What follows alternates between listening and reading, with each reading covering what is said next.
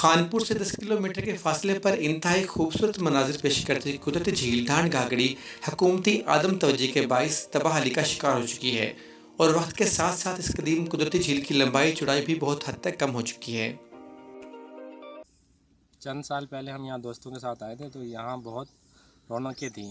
اب یہاں آئے ہیں تو بہت آڑ اور بربادی سی نظر آ رہی ہے۔ حکومت کو چاہیے یہ اس جھیل کو اپنی تحویل میں لے کر بے حد توجہ دیں، اور تاکہ لوگوں کو یہاں پہ سیر و تفریح کا موقع ملے، اور یہ خانپور کے قریب ترین ہونے کی وجہ سے بہت اچھی جگہ ہے۔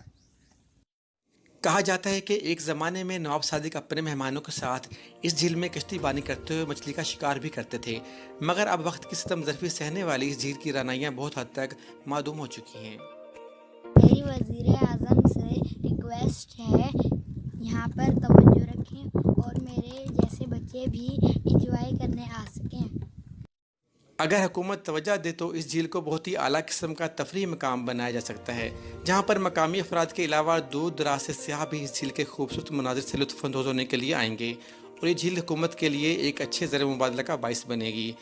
کیمرہ مین شازیہ بھٹی کے ساتھ سلیم مغل، MM5 نیوز، خانپور۔